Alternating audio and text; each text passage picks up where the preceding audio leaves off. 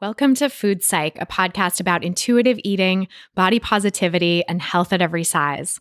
I'm your host, Christy Harrison, and I'm a registered dietitian, nutritionist, and certified intuitive eating counselor specializing in weight-inclusive wellness. Join me as I talk with interesting people from all walks of life about their relationships with food. I remember I was teething, little gums bleeding, cried every evening, it was all about eating. When I became a teen, it was all about beef, and now I'm ready for the world, trying to sink my teeth in, stacking extra. Hey there, welcome to episode 91 of Food Psych. I am your host, Christy Harrison, and today I'm talking with Jennifer McGurk, who is a fellow body positive and health at every size dietitian. She specializes in helping people recover from disordered eating, and she also has a business helping other dietitians launch their private practices. We had a great conversation about building a body positive and health at every size private practice, about the problems with dietitian training in general and why we need more health at every size education for dietitians, pregnancy and the body changes that go along with it, and the need for support around pregnancy, and a whole lot more. So we really had a nice far-ranging conversation touching on a lot of topics that I think are important in the health at every size movement, and I can't wait to share that with you in just a moment. But first, a couple of quick announcements. The first is that my online Facebook group, the Food Psych Podcast Listener Crew, is really gaining momentum and is just such a fun place to be. So if you're a Facebook user, or even if you never use Facebook and you just want to be a part of this group, create a fake account just for this group. It's super worth it. I feel like everybody has been supporting each other in such amazing ways there. We've had such great discussions helping facilitate body positivity and recovery from disordered eating. And it's just a really wonderful place to be. So if you're listening to this and you haven't joined yet, you can join at christyharrison.com/community. That will redirect you to the Facebook group page. Just submit a request to join and I'll approve you and you can come on in. So that's christyharrison.com/community. The second thing I want to share with you is my Intuitive Eating Fundamentals course, which you can find at christyharrison.com/course. It's a 13-week online course to help you make peace with food and learn to trust your body again. We work through all the principles of intuitive eating in depth and help you really troubleshoot everything that typically comes up for people as they're going through the principles. And it's all informed by body positivity and health at every size and size acceptance. So that's really infused throughout the course, as well as self-compassion. That's a huge foundation to what we're doing in the course, because self-compassion has been shown to really help people make positive changes in all aspects of their lives, whether it's through relationships with food or anything else. So you'll learn all about self-compassion and about body positivity and health at every size as you're working through the principles of intuitive eating, so that you'll really end up with an understanding of intuitive eating that doesn't turn it into another diet or that isn't sort of pseudo body positive. You'll really be able to integrate the foundations of health at every size and size acceptance into your work with intuitive eating from the ground up. Just listen to what one of my participants recently said about the course. She said, "I've been on an unofficial diet for over 14 years, and my goal was always to make peace with food in my body before I turned 30, because I don't want to have my children going through the same as me. With this course, I finally feel this is possible. It gives me hope, it challenges my thoughts, it provides me help when I need it, and there are a lot of journal exercises that I truly enjoy. I'm thankful for being exposed to another anti-diet world, and I definitely see meal plans and weight loss apps through different eyes today. I can't say how grateful I am that I found this course, Christy, and all the members who support me daily through our Facebook group." So that was Julie, one of my course participants, and I'm really grateful to her and to everyone else who has given such great feedback in the course. If you want to join her and many other participants in the course and become a part of our exclusive Facebook group, you can find out more and sign up at christyharrison.com/course. That's christyharrison.com/course. And finally, if you love the podcast and want to help us reach more people, you can do that by leaving a great rating and review on iTunes. And by the way, make sure that you're subscribed in iTunes or whatever your favorite podcasting app is, because that really helps us out too, helps us reach more people. And if we have more regular subscribers, it will help with a project that I'm working on that I'm not quite ready to announce yet, but that I think you guys will love and that I'm super excited about. So that's just a little sneak preview of something to come down down the line. But meanwhile, make sure you're subscribed in iTunes and also leave us a nice rating and review, which you can do by going to iTunes from your computer or your podcasts app on your phone. Type in Food Psych to the search bar, click on the result that comes up under podcasts, and then click on the ratings and reviews section, and you can leave us a nice rating and review there. And all of those great ratings and reviews really make my day, make me so happy, and just feel like I'm doing good work in the world when I see how people are responding and appreciating the podcast. So thank you all for helping keep me going with those nice ratings and reviews. And leave yours today to help us grow and reach more people who need to hear the body positive message. So now, without any further ado, let's go talk to Jennifer McGurk. I spoke with her via Skype from her home in Nyack, New York. So tell me about your relationship with food growing up. Christy, I love how you always ask this question to your guests. And I have to say, I feel like my answer is very similar to everyone else in the sense that my relationship to food was really just pure love and excitement, until it turned ugly in my teenager years. My mom tells me that as a baby and a toddler, I love to eat. Like I was like that person that ate anything and everything. Any single kind of food was okay with me. And I remember getting really excited about certain foods, like if we were having pizza night or if we were going out for ice cream, I just remember being like so happy, like food was making me so happy as a kid. And I know that a lot of times we talk about how genetic predispositions like light up our neurotransmitters, like in certain people it's stronger than others. And, I just have to say that my neurotransmitters might be lighting up more than everyone else because I definitely love food, and still love food to this day. Yeah. Do you feel like that was something that was cultivated in your family or just kind of passed on genetically, or a little bit of both? Yeah, well, I feel like probably a little bit of both. I mean, I feel like my family, in terms of food, like it was a very normal relationship with food. Like I always think about Ellen Satter's definition of normal relations, like normal eating. And, that was kind of us. Like food was part of our life, but it wasn't everything. But I have to say, like, it was a pretty great relationship growing up, until it started to get tarnished. And really what tarnished it was my first weight loss attempt. I was a senior in high school. I'll back up and I'll say that I never really had like 100% great body image. Like I really struggled growing up with, the negative voices. And I'll be totally sensitive to listeners, and not use numbers, but I was definitely a kid that was on like the lower end of the growth curve for height. I was like a shorter person and I was on the higher end of the growth curve for weight.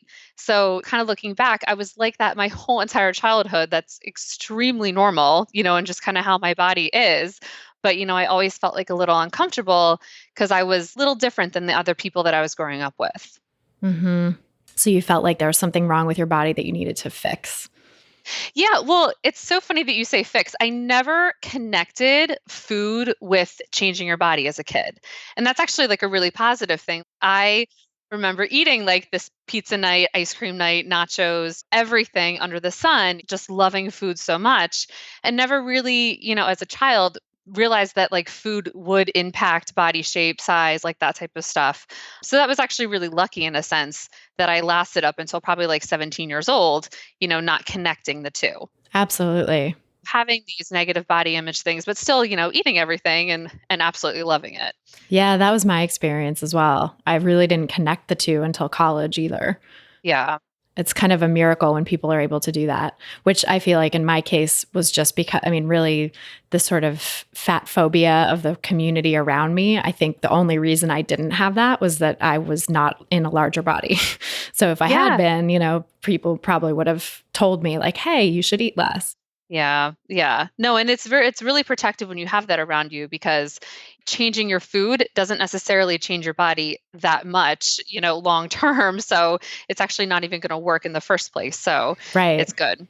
It's good. It is. Yeah. But what happened to me, so one of my best friends at the time and still to this day, we were actually talking about this last week when I told her I was going to mention her story on the podcast and she laughed. So she had gone to LA weight loss. I can't believe, I think it's still around, although I know the location near my parents' house has closed since, but she went there and lost a whole bunch of weight. And I don't know if it was just my immaturity at 17 years old or just like my irrational thinking, but I still remember to this day, I thought, oh, she changed her life. She's so happy. She's doing amazing, because she lost all this weight. Like, I want to do that too. So I had her kind of by my side, like losing all this weight. And I went to my parents and I said, "Hey, I want to do LA weight loss." And my mom just looked at me and she's like, "Well, okay, really? You sure?" And I and I said, "Yes, I really want to do this. I want to change my life." And then my mom started to be like a little like questionable. Both my parents were health conscious and like conscious of weight and supported me getting healthier, but my mom's answer to the whole thing was, "Well, I'm not going to pay for it." So Hmm. I'll tell you this number because this is actually a funny number. I was making $6 an hour at the time, 17 Wow. years old. Oh my And gosh. I probably blew how many paychecks on paying for this program and started my first weight loss attempt and really honestly started my eating disorder when I was 17. It really was the thing that kicked my disordered eating into gear. So common. Yeah, right? It's like the perfect storm of all the emotions of being 17, senior in high school, prom, all this stuff and tornado of like starting a diet and boom, it was there. Yeah. Fast forward, I did this is actually really funny. I probably was perfect on the program for maybe 2 weeks, and then I realized this kind of sucks. And remember I had this life of my friends and we were going out for pizza and ice cream. And I remember there's one really classic picture of us with 4 spoons, like with a whole entire carton of ice cream at like a baseball game. And we were all eating it. And I just still to this picture, I have it, in my photo album. I just love it because that's like us. We always got together around food all the time. And really, honestly, I felt bad because these foods were not on the plan. Like this plan was so restrictive. And I remember counting things and like counting grapes. Like I still remember that. So Oh, crazy. Like who counts grapes? Like seriously. this, the plan was, and the foods weren't allowed, but I really wanted to eat them. So it started my like restricting of the already restrictive plan. And that's really what kicked in binge eating disorder for me. So I would try to be so good and try to like save up these points, plans, whatever it was, for the foods that I really wanted to eat. And it just didn't work because your body is a very smart machine and Hmm. binging. Yeah, binging is such a smart response by your body. It's like it's something that as a sufferer of binging, when you're going through it, you really don't want and it doesn't feel good at all. But it's like it actually is your body doing a lot to protect you. Oh yeah, 100%. I don't exactly remember what I was eating down to like the actual plan of the food, but I just remember it being so restrictive and hardly anything during the day. And no wonder, like you Right. get hungry, like you're meant to eat. And that's definitely 100% smart of your body. Hmm. So it led into this restrict binge cycle for you, it sounds like. Yes. And really, honestly, it was a little bit of orthorexia too. Back then, early 2000s, orthorexia wasn't even a term, but I kind of just became very like obsessive and planning and kind of a little OCD about food and just not in a flexible place at all. But the silver lining of it all was that, it was the summer before college. And growing up in Pennsylvania, I'm definitely a line of Penn Staters in my family. I had already committed to Penn State. And luckily, Penn State has every single major under the sun. And I decided to be a nutrition major because I was kind of like really into this. And, I really liked this healthy nutrition. And I really wanted to kind of find out the answer of weight loss and, nutrition and everything like that. So luckily, I mean, like, count my blessings, that turmoil time of my teenage years did really lead me to become a nutrition major, which is really awesome. Hmm. Yeah. And did that exacerbate the condition or do you feel like it helped set you on the right path? Yeah, it's really funny because I mean, I feel like everyone, like a lot of dietitians or RDs to be say that, oh, well, the nutrition training can be exacerbating with disordered eating. But I think for me, coming from the place that I was at when I was 18 years old, I was in like a really bad place. So going into my nutrition classes, like I think Penn State was really helpful for me in terms of finally I heard the message of all foods fit, and I heard the message of like, the food guide pyramid, which, is a much smarter eating quote unquote plan than my weight loss plan that I was trying to follow. Right. So I don't think that the nutrition training is really protective for a lot of people, but I think for me, it got me from a pretty bad place to a better place, if that makes sense. Totally. Yeah. It helped you take steps out of it. Yeah. Yeah. I wasn't necessarily cured. I don't want anyone to think that like, oh, you take a nutrition class and you're much better. That definitely came later for me, but it was, helpful. Yeah. That was my experience too. It was the first steps out of it, or really, I mean, I had been a food writer for a while before I went back to school for nutrition. So those were sort of the first steps. But then going back to school was like additional steps out of the disordered eating and sort of reinforcing that all foods fit and that there isn't such a thing as good and bad foods, even though I got messages from some of my classes like, oh, calories are what you have to worry about. That was the part that was sort of triggering, was starting to think about that. But in terms of like actual foods and food groups, it was really nice to be told like nothing should be demonized. Everything is on the table. Yeah. Yeah, definitely. And there was a message of moderation, portion size, like those restrictive types of messages in the Penn State program, but there was no eating disorder education or health at every size or anything like that. I No. mean, I'm not sure if there is to this day, but I think at least from where I was to where I went to when I was in college, it was definitely helpful. But yeah, but I still had like so many thoughts and not necessarily as many behaviors as I used to in terms of disordered stuff, but definitely some body image things and anxiety and just kind of like turmoil in my head in a sense. I didn't want to diet, but I was kind of jealous of people around me that were dieting and losing weight, and I had this kind of like messed up relationship in my head. Yeah. Did you share that with anyone at the time? No, so I put on a pretty good mask, I should say, of, healthy, healthy living, healthy eating, that type of thing. But, kind of dealt with this on my own until I really got treatment for it. So it lasted, in college, lasted through my dietetic internship at Hopkins. I mean, that year was so crazy for me, as I'm sure it is for a lot of dietitians. Like the internship year is just so insane. And I kind of always said to myself, like, oh, well, when this is over, it'll get better. Oh, when you do this, it'll get better. Like, I knew I was actually moving to New York City because my boyfriend at the time, who's now my husband, lived there. And I said, oh, well, when you move to New York City, it'll get better. When you get your first job, it'll get better. And, really, it was probably a couple months after I hit all of those amazing career goals. And, everything in my professional life is going so well and everything in my personal life is going so well. But I just kind of said, like, I'm not better, like I really need to try to get more help, or at least try to get something quote unquote fixed. Although therapy is not something that you fix, you know what I mean? Like you kind of really work on yourself, but that's Yeah. when I entered therapy. And I at the time too, it was so crazy. I read intuitive eating and I said like, I kept on saying to myself, oh, well, I don't want to diet, but I want to live a healthy lifestyle, but I don't think that this is the answer because I'm not feeling that great. Like, what is the answer?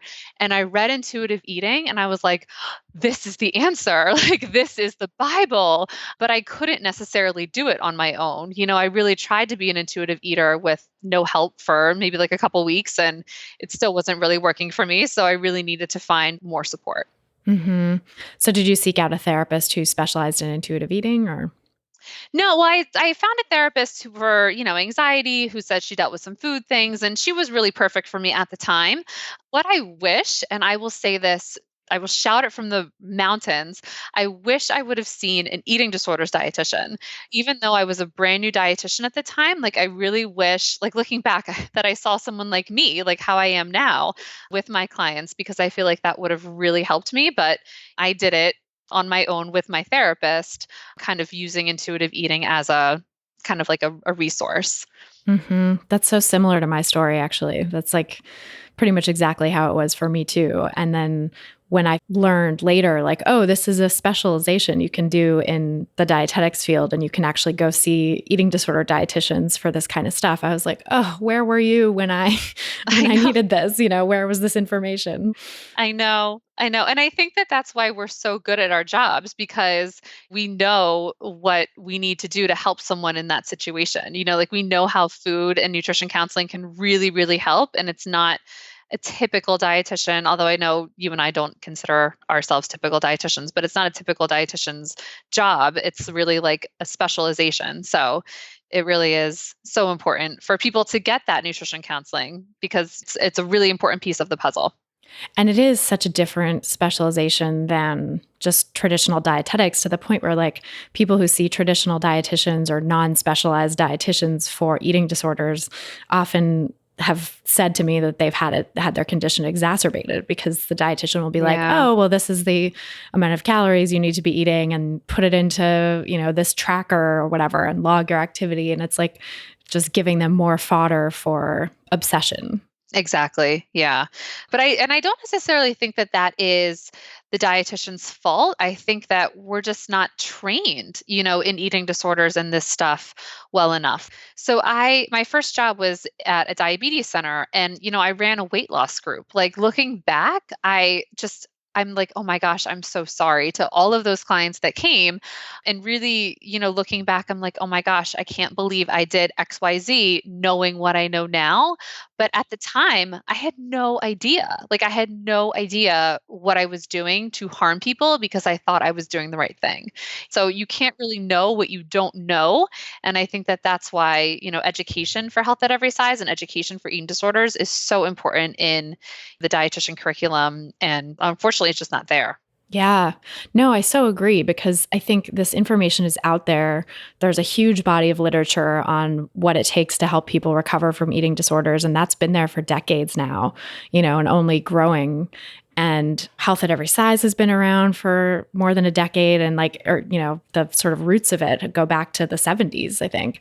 And so why is this information? It's like we're all reinventing the wheel. I feel like every time I talk to a dietitian on the podcast and I really connect with their story, it's like validating for me, and I'm sure for other dietitians or RDs to be listening, it's probably validating, like, oh wow, I'm not the only person struggling with this. I'm not crazy. This is something a lot of us go through. But also I'm like, why is this happening still? Like, we have the information to make this not have to happen. We have the information to help people learn about how to treat eating disorders and health at every size before they get out there and do something to the contrary in their job, and then have to sort of learn on their own through self-study and look back and be like, oh, I'm so sorry to those early clients that I might have harmed, and it's like we could avoid that, we could really avoid that. I know we could. I think that we're climbing an uphill battle, but I think that we will get there. Like, we will get to the top. I have every bit of faith in us, as a community, that we will help change future dietitians. Yes, I do too. Well, and so you have a petition that you've put forward to the Academy of Nutrition and Dietetics. Do you want to talk a little bit about that? Yes. So I'm so excited about this. So really it kind of happened full circle, because last year I worked on a presentation for FENCI, and, FENCI is the biggest nutrition conference that dietitians attend. I presented with Julie Duffy Dillon and Rebecca Scritchfield in Boston. And I felt like that kind of put us on a little bit of a pedestal for making changes if change was going to happen. So when this new certification, and it's officially called a certification in obesity and weight management, I absolutely do not like the name, but that's what it's called. When it came out, it's from the Commission on Dietetic Registration. So, the credentialing agency for dietitians. Basically, when it came out, it had all of the references and all of the curriculum materials on why weight loss is really good and how to help people that are quote unquote obese manage their weight. And I looked through the curriculum and I was just like, this is going against so many different things that I believe in. And coming off of FENCI, I felt like I had a little bit of name recognition just because of how the whole presentation went at FENCI, presenting on the hidden faces of eating disorders. And I said, you know what, I'm going to use this for good. And I'm going to try my very hardest to try to get something done right now that I have a little bit more of an audience. And I created a petition. So the petition basically says that health at every size principles should be included in this certification. I use personally the word weight concerns. I don't really use weight management. That's just better for me. I'm more comfortable using that term. Yeah, I agree. I feel like that's a better approach to like capturing people who are feeling like their concern or their issue is their weight, but sort of framing it in a way that's more realistic. Yes. So basically, what my petition says is that we should include the health at every size principles in the curriculum and really kind of have this be almost something that, if people are going to see, if dietitians and other professionals are going to see people with weight concerns, I want them to be educated in these principles because this is so important. Yes, I love it. And yeah, this is so the credential in weight management or the certificate in weight management that the CDR is offering isn't just for dietitians. That's what blew my mind. It's like they opened it up to other health professionals as well. Yeah. So they say that it takes a team approach to treat someone with quote unquote obesity. And I have to put that in quotes because, that's not coming from me. And basically, doctors can take it, physical therapists can take it, dietitians can take it, medical professionals, counseling professionals. So, it is open to a lot of different disciplines. But I think that that is even more important because as dietitians, we want the CDR to know that, okay, all these different disciplines should not necessarily be promoting weight loss. Nothing good comes from promoting weight loss. Absolutely. Nothing. It only serves to send people further into disordered eating and body shame, which, of course, if you're ashamed and hate something and feel negatively towards it, you're not going to take good care of it. So if we're really out to help people take care of themselves and improve their health, like what are we doing? Yes, exactly. And the CDR they did take notice. So right now the petition, it is February, 2017. Right now it has about 500, almost close to 600 signatures, so they have responded and they have educated me on how the certification came to be. And basically with the nutrition piece of it and with the dietitian piece of it, they survey dietitians belonging to the weight management dietetic practice group and also the diabetes care practice group. So they missed all of us that work with eating disorders. They really didn't survey us to get our quote unquote best practice guidelines. So, it's even more important that we in the field that are dealing with this health at every size and, especially binge eating. Binge eating is not even in the certification for obesity and weight management. And their response to that was that it's a subspecialty, which I can understand. Binge eating disorder is a clinical eating disorder. Not every single dietitian is going to want to see clinical eating disorders, but I think there's a statistic out there from the journal that says, half of people struggling with weight concerns, deal with some form of binge eating disorder. So why it's not there is completely, it's just mind-boggling to me.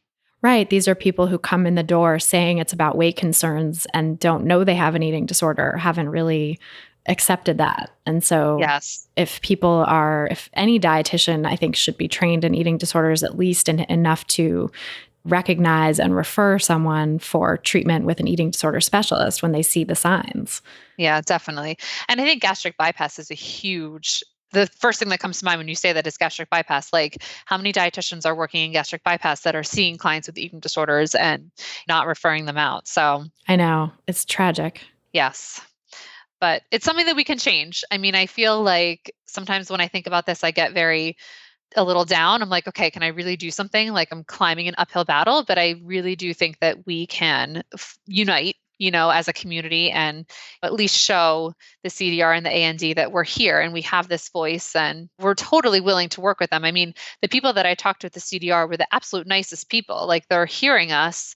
So it's not like we're getting the door slammed on us. They're open to communication and they're open to talking. It's just right now they're not going to change. But, if we have enough people, hopefully they hear our message even louder. Absolutely. And I think the fact that this credential is open to people in other professions also opens the door for listeners of this podcast who are health professionals in any field, not just dietitians, can sign this petition and their signature will have some meaning, right? Because these are potential, the potential audience of this credential. So if we're hearing from hundreds or thousands of people who could potentially take this credential that I'm not going to take this because it doesn't have important information about health at every size, maybe CDR will actually pay attention to that. Definitely.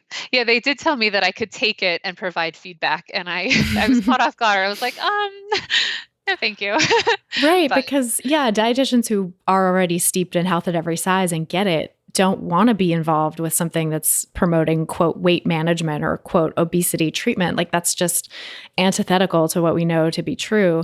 And so, of course, dietitians who are versed in health at every size probably aren't in the CDR or in the dietetic practice group for weight management, right? It's a very biased sample that they took from, because Yes. this is not representing, all the other specialties that don't agree that weight management needs to be so much of a thing. Yes, 100%. Yeah. And I'm certainly hopeful as well. I think having conversations like this, making it clear the harm that weight management does to people, and also the alternatives that exist, and the really strong, robust research behind health at every size, and what it takes to recover from eating disorders, and how to learn intuitive eating. All of that, I think, is, if we get the message out about that and people are paying attention, it can't help but change things. It just might take a while, and it might take some petitioning and some persistence, right? Yes, but it will happen. It will happen. It will happen. It's actually so funny. It feels to me like I'm coming full circle, because in March, I'm actually going to Penn State, and the Student Nutrition Association asked me to speak, and I'm talking about intuitive eating.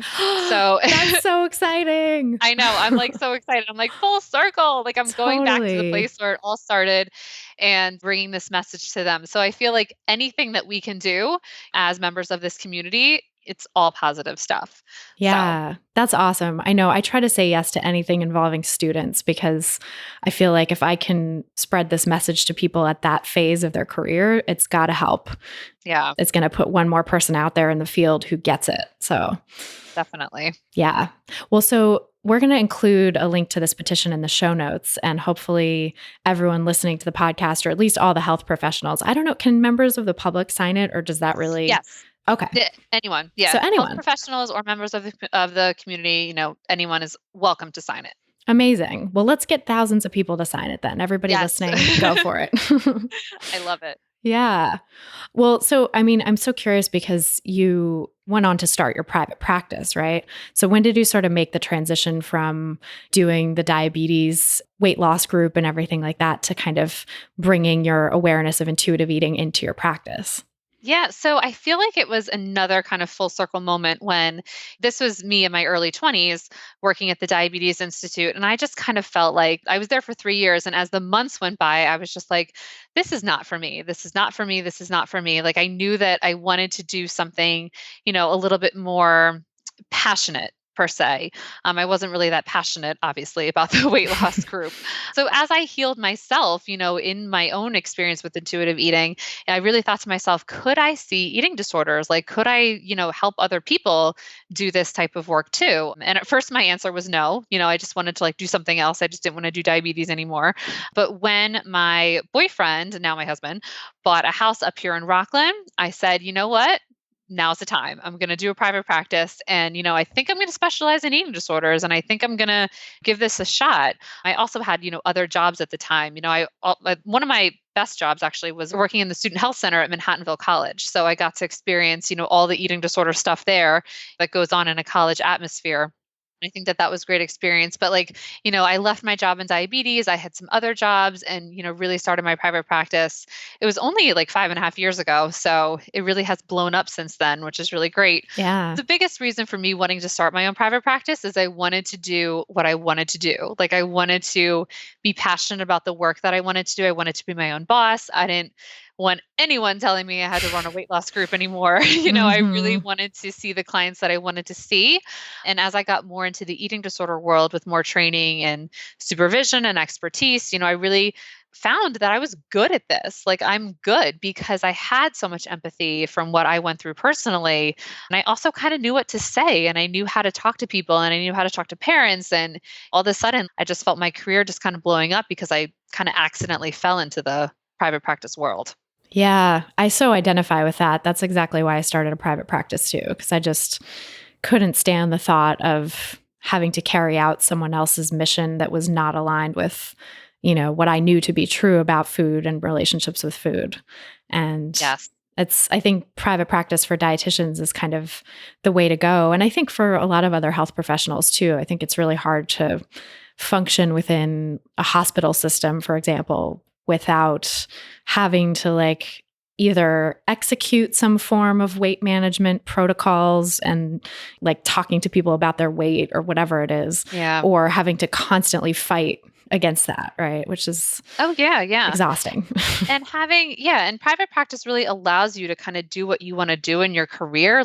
If you want to counsel, that's awesome and that's great. You could spend 100% of your time counseling, but you can do other things too. Like, you can do projects, you can do consulting work, you can even partner with another agency and do different things like that. Like, you're kind of in charge of your own destiny.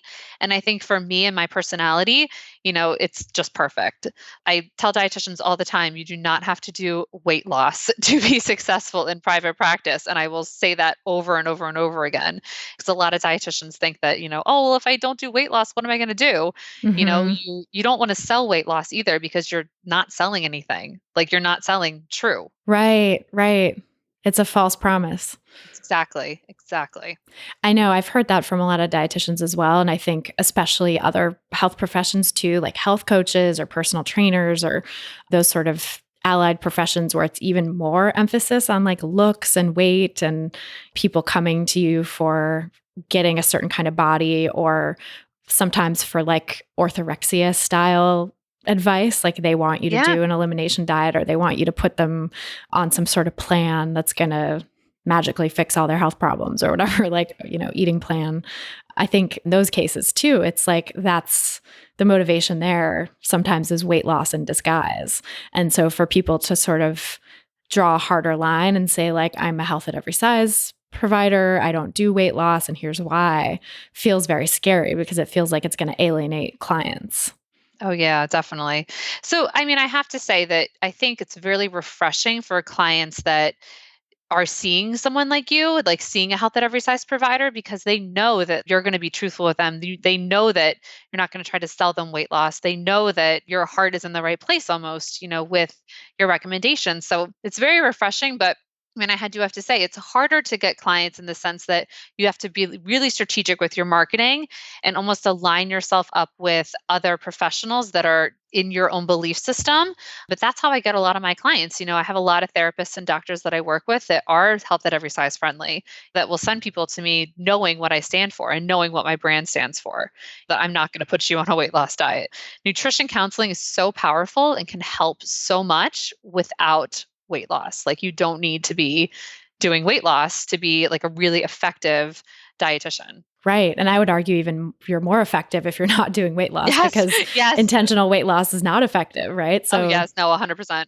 taking something out of your practice that doesn't have any potential to be effective and just focusing on the stuff that does. Oh, yeah. To me, that's much more rewarding. So Definitely. yeah. And I think that's a good point too about networking with like-minded people and making your marketing really precise, because I've found, I've shared this on the podcast before, like when I was kind of trying to straddle the line and be like, well, I'll take people who want to lose weight and sort of guide them in a more health at every size direction. And I'll be open to like their weight concerns at the beginning and try to shift them more into my view or whatever. And all my marketing was that like kind of straddly sort of language too. I felt like I was not fulfilled myself, and I was getting a lot of people who were ending up frustrated because they were kind of coming in wanting something, and I wasn't able to like either give it to them or stand up for why I wouldn't give it to them.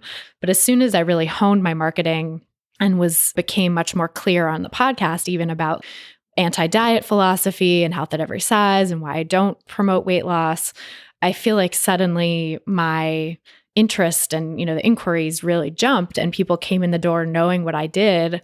And it's been so much more effective and fun to work with those clients because they come in getting it. And even if they're like, well, part of me still wants to lose weight, I haven't totally given up that dream. Like, that's fine. It takes forever to really give up that dream, So it's understandable. Oh, yeah. But if they come in, at that place versus coming in at a place of like, I absolutely have to have weight loss and that's a core value of mine. Like, those are very different sort of populations, Oh, yeah. And I always like to say too, think about your dream client. In private practice, you can't work with like 100% of your dream clients just because, that would be awesome if you could, but Yeah. A lot of times it doesn't happen. But think about your dream client and think about where they're at, think about what they're doing, think about where they're looking for their information, and make everything that you do speak to them, because then they're going to walk into your door. You can't market to everybody because you're not going to get anybody. You have to really think about like, who are you trying to sell your service to? And your service is not like a salesy type of thing. Your service really will change people's lives. So that's the most beautiful gift that someone can give themselves, is working with someone with eating disorder experience, when like health at every size experience, because they're really going to get something out of it. Yeah, and selling that is not selling in the sort of salesy, No. gross way. It's like if you can sort of put that negative image of sales aside and just think about, you're trying to connect with people who need what you're doing and you're trying to help them. Yes. You can't help them if they can't find you. So Exactly. right. Exactly. Yeah. And I think that's a really great point about speaking to your ideal client or your dream client, because like the reality is that other people are going to come to you as well. And people who might not even read your marketing, and just like, if you take insurance, they're recommended by the insurance website, or they heard about you through a friend and they don't really know what the friend was seeing you for, but they're like heard that you were good. And so they come to you, but not realizing your whole anti-diet philosophy or whatever it is. So you're going to get those people anyway. So you might as well really target your marketing to make sure that you get the most of your dream client as possible, versus Definitely. having your marketing be wishy-washy and then getting very few of your dream clients as a result. Exactly. And that's going to increase your whole entire private practice experience. People get burnt out in private practice all the time when they don't get the people that they really, really want. So it really is so worthwhile on both sides for you to be working with, the types of people that you want to, and you can do it. That's like my advice to any dietitian or healthcare professional that wants to work in health at every size. You will have a lot of clients at your doorstep. I guarantee it, because the public wants this, and it's only going to grow from here.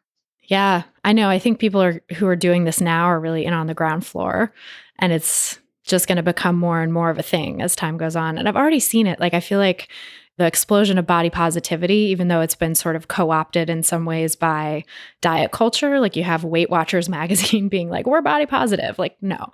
But, Yeah. Aside from that, there has been sort of this influx into the body positive movement. And so many more coaches are doing this. And a lot of dietitians are like starting to bridge or switching gears into a more health at every size focus. And I think there's renewed interest in intuitive eating. It's all kind of moving in the right direction. Yeah. And so many different populations are embracing it too.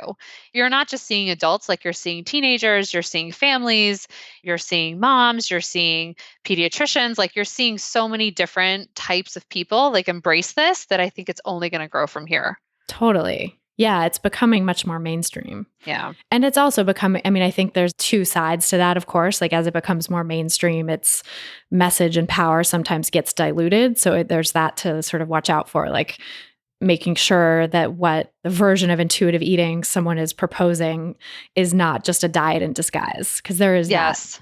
Yes, there's the intuitive eating for weight loss people. Right. That is definitely a diet in disguise. Yeah. It's really unfortunate to see that, and to see that that's still a thing, that like people are promoting and marketing intuitive eating as a way to just effortlessly lose weight, because of course that's just buying right into the whole thin ideal and diet mentality paradigm that we're all fed constantly in various different ways. Yeah.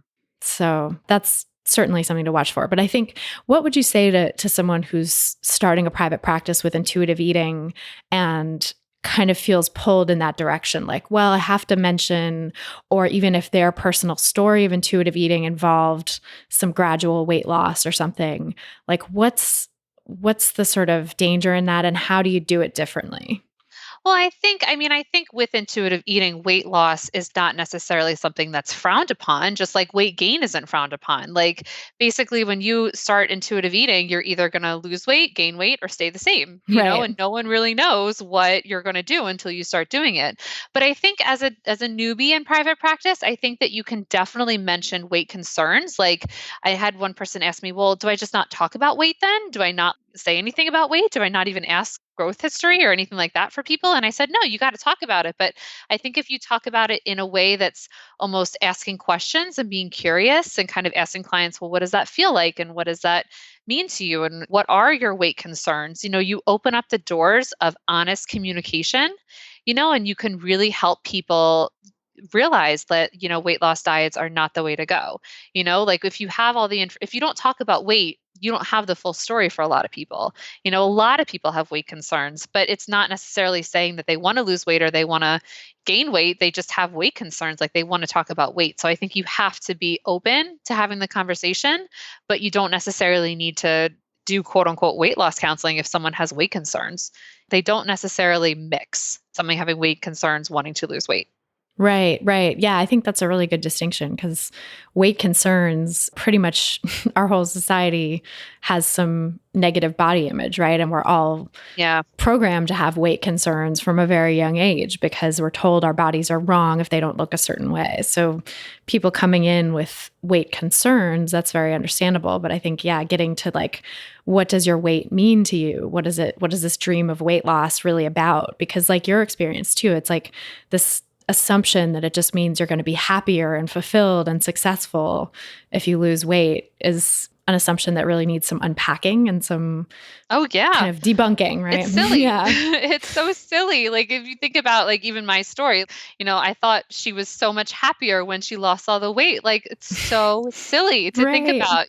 It really is just something that I just look back on and I'm just like, oh, I was 17. But, a lot of people, I will say a lot of people much older than that still feel that way. They have those concerns, rightfully so, because of everything that they've been fed in through the media. The media information is wrong, but it's out there. So people are hearing this message all the time.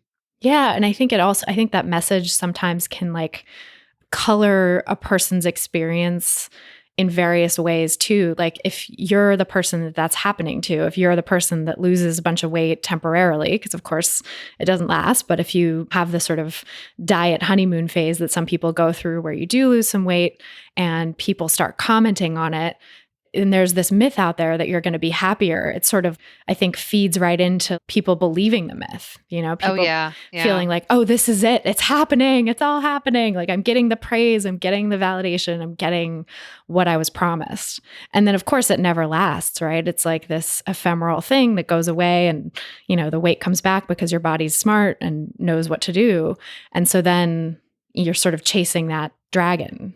Oh yeah. And it's almost like you're chasing something, like you're chasing a high that you're never going to get that high again because your body is now a smarter machine.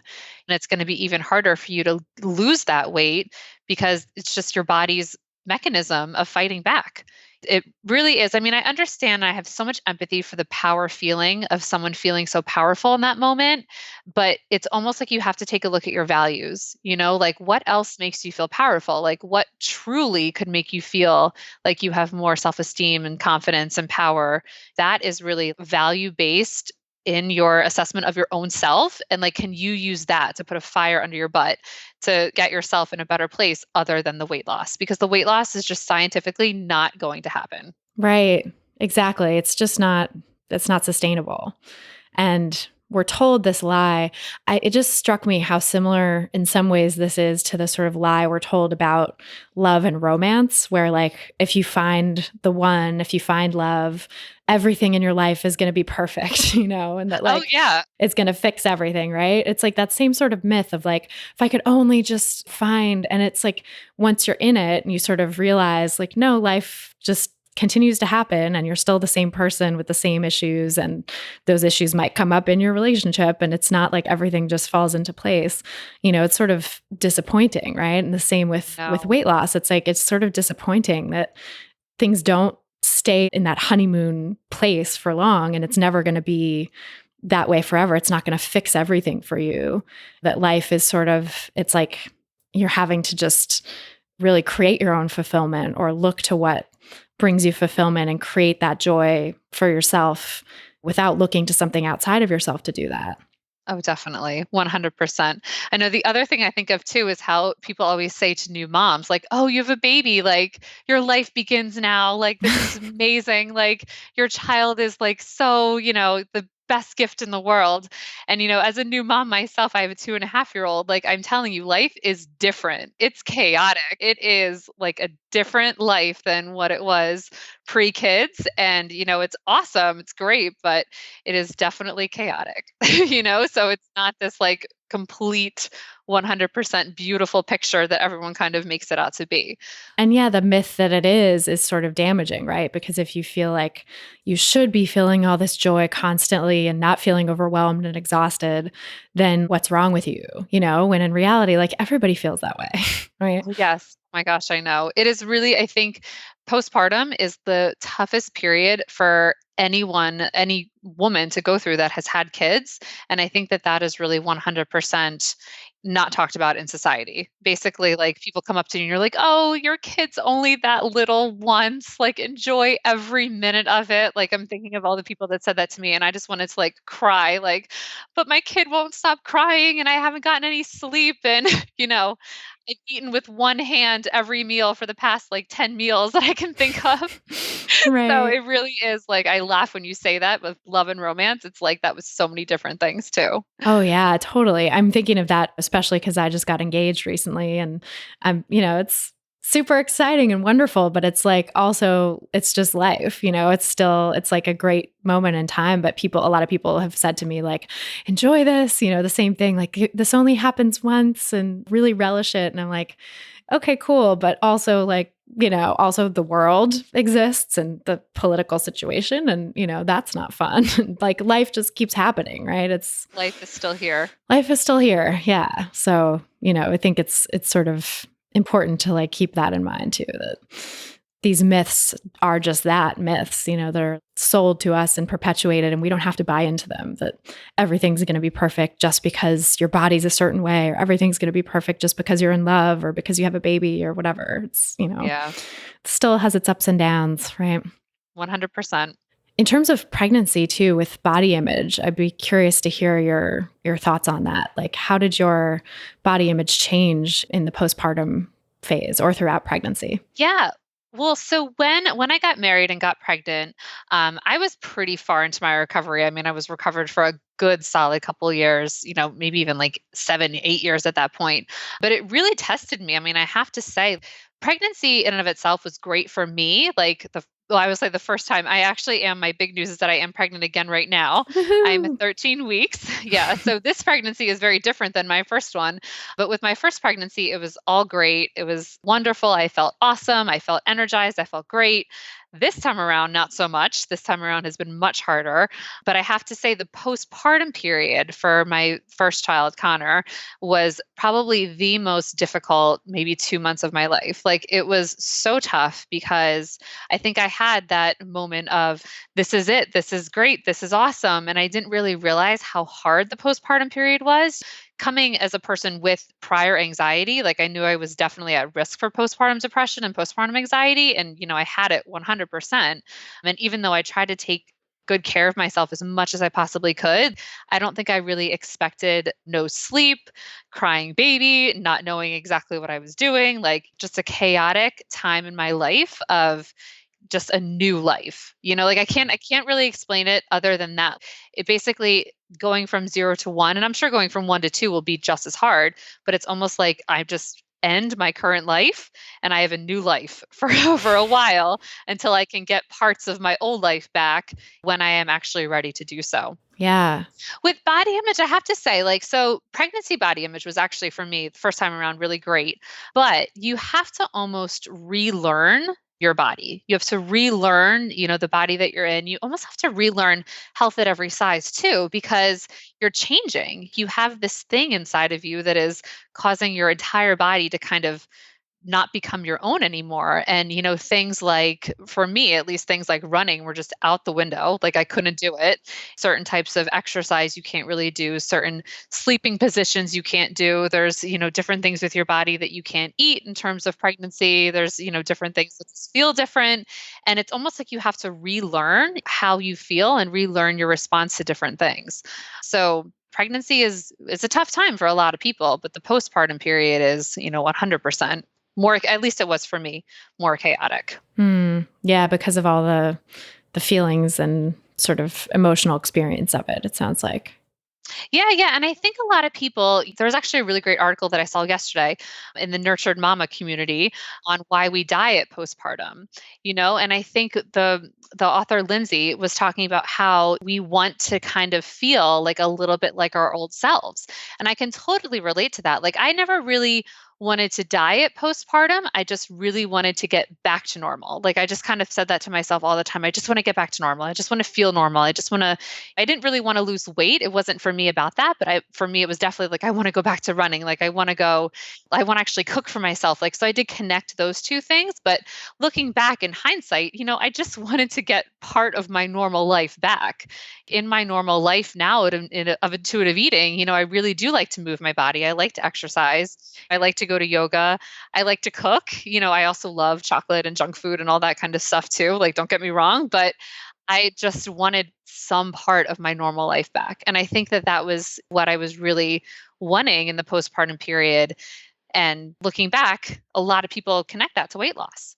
Right. Yeah. I think if you haven't done the work to really get into solid recovery or reject the diet mentality fully before pregnancy, there's that tendency, right? It's like there's some way in which your body symbolizes your pre-pregnancy life. And if you could get your pre-pregnancy body back, somehow everything falls into place, right? Yeah. It's another one of those myths, I guess.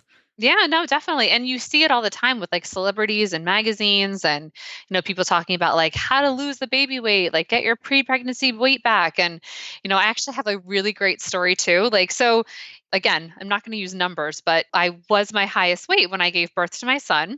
And, right away I lost some baby weight, meaning like my son was 7 pounds, 13 ounces. You're going to lose that. You're going to lose Right. a little bit of the placenta weight. You're going to lose, some of the fluids that you might have been given in the hospital.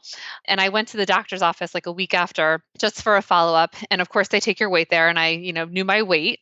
I went back at my 6-week appointment and I was actually more. Like I had gained weight in that time of being so turmoil and chaotic in my life. And the nurse goes to me, "Oh, we don't see that too often." Oh. And I just could have cried. I'm telling you, I could have cried. And that to me, like, feeling so upset about that, I was like, well, why do I feel so upset about that? And that's when I really connected the two. Like, oh, I just want to be normal. Like, I just want to feel like some sort of normal. But I get it. I get how people feel. They almost feel out of control because their life at the time is out of control.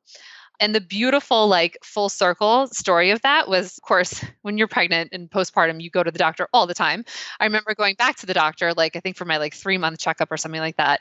And I had started at that point taking better care of myself and doing all the self-care things and like kind of saying to myself, like, I need, to go to a yoga class at least once a week. I need to do some sort of grocery shopping and cooking to feel good about what I'm eating. I need to eat intuitively. So it was the 3-month mark. And I just remember going into the doctor's office and feeling so great. I step on the scale and I'm the exact same number. Isn't that like beautiful? Oh, like, yeah. I remember being like, like sigh of relief. Like I did it, like I don't care about my weight anymore. Like I'm better. I'm in a much better place. And that was just the full circle of like, okay, I'm in a great place with myself right now. Yeah, that meaning that you attach to it doesn't have to be there. And it's so interesting with bodies, like the exact same body, the exact same size can have different meanings to us depending on where we're at, right? Yeah, depending on what's going on with your life and depending on how you feel about your body image. So when clients tell me these stories of, well, oh, I just have to lose pounds and, oh, I just have to do this, I just have to do that. I'm like, no, what we have to do is we have to change your body image. We have to do the work. The number on the scale is not important. Like it's how you feel in your own skin is really where the work comes from. Totally. Yeah, it's hard, I think, for people to embrace and accept that sometimes, right? Because there's so much messaging to the contrary. And sometimes at first it can feel like just burying your head in the sand. I've had people say that to me, like, I don't want to pretend everything's okay and learn to love my body because then I'm ignoring this elephant in the room, so to speak. Yeah. Which I get it from a diet mentality saying that, or from an eating disorder perspective saying that. Like, I completely can empathize because I was there myself too. I definitely thought those things. But I think it's just so interesting the perspective shift you can have where now it's like, why would I ever change my body? It's anytime I have a negative body image thought, it's always about something else, and Oh, that's, yeah. I've Yeah. truly internalized that. Yeah. What else is going on that you're blaming your body for? What really is it? And I think a lot of times people don't know. They have to do the work to kind of figure out where it's coming from. But once you do the work and you can really kind of dig deep, you can really solve your own problems, which is really awesome. Like you can kind of figure out like, okay, this is what's going on with me right now. This is what it's about. Yeah, I think once you learn the strategy, it becomes so much easier. Yeah. That might take therapy, that might take treatment, that might take a lot of treatment depending on how deep you were into the disordered thinking, but eventually you can get there and be able to do that for yourself. Yes. No, 100%. I always like to say, if I did it, you can do it, but Mhm. it's definitely doable. Yeah, so many people have done it. I think it's really profound to hear. I've talked to like 91 people, no, more than that now, but this will be the 91st episode, I think, of the podcast. So like there's stories of that many people who have recovered their body image and their relationship with food and gotten to a better place. And there's, thousands more out there who have that same story. And they're all different people with different lives and different experiences, but we can all get to this place. It just takes effort and a certain type of philosophy for recovery, right? Like a health at every size, Yes. weight neutral approach, I think is really the sort of common theme. Oh, yeah, it is the common theme. And I was going to say, if anyone out there is struggling, they should just join your Facebook group because they'll see so many they'll see so many Yeah. stories of recovery. Like it pops up all the time in my newsfeed. I'm like, here we go again. Like this is awesome. Like this is such a great story. Like I just see it all the time now of all these people that are sharing really great things. I know. I love the Facebook group. Thank you for mentioning it. It's like one of my favorite things that I do now. And I was like, had no plans to do a Facebook group until a few months ago. And then I was like, okay, fine, I guess I'll do one. And it's completely worthwhile. So It's awesome. yeah, no, it's great. And I think, yeah, that the power of seeing other people's stories and just sharing the journey is really huge because we all can feel so alone when we're going through it. And especially if we maybe know a few people in our lives or something who have done it, but they're not in the place we're at now. It's like, oh, well, that's them. Like they were able to do it because of X, Y, and Z, right? We can sort of make up stories as to why someone else can do it, but you can't. And actually, no, you can do it too. Like everybody can do it. Yeah, it's awesome. Such a great message. Yeah. Well, I want to ask you to tell us a little bit about your work and where people can find you online. Sure. So I am the owner of Eat With Knowledge in Nyack, New York, and Rockland County. The website for that is eatwithknowledge.com. So I have a private practice and I have 2 associates working for me too. We're all health at every size gurus and body positivity dietitians. We're never going to put you on a diet. And then I also have another business called Pursuing Private Practice, and that's pursuingprivatepractice.com. I have 2 books out on, how to start your own business and then how to grow your own business.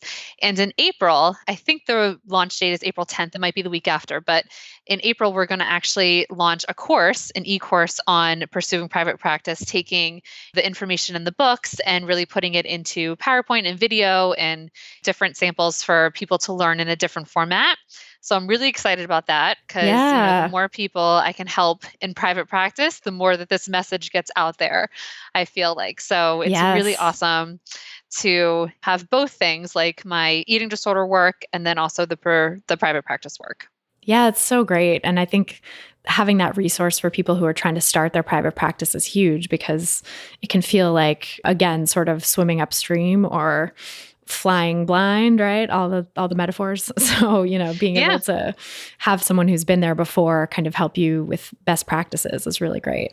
Yes, I got all the books that I was supposed to get, and they were all like 200 pages, and I just remember feeling so overwhelmed. Mhm. So my books are concise, they are short, they are the need-to-know steps, which I think is really helpful. Yeah, there's such a great place to start. I got the Grow Your Private Practice one a few years ago, and it was really amazing. It just kind of distilling the next steps I needed to take, and I felt very empowered by it. Awesome. Thank you. Yeah, happy to have discovered those. And what is your website where people can find you? So the website that people can find me is eatwithknowledge.com. And then for the Pursuing Private Practice stuff, it's pursuingprivatepractice.com. Awesome. Yes. And I'll put a link to those in the show notes as well. Great. Thank you so much. Yeah. Thank you so much, Jennifer. It's really a pleasure talking with you.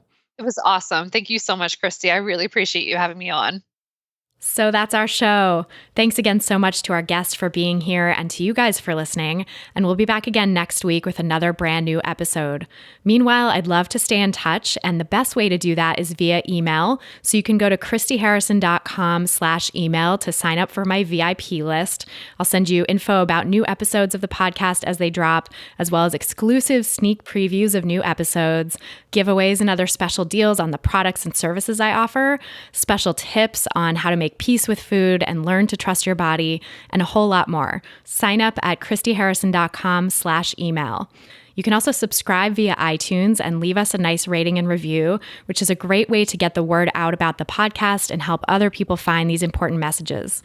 Just go to iTunes from your computer or your podcasts app, type in Food Psych to the search bar, click on the result that comes up under podcasts, and then click on ratings and reviews, and you can leave a rating and review right there.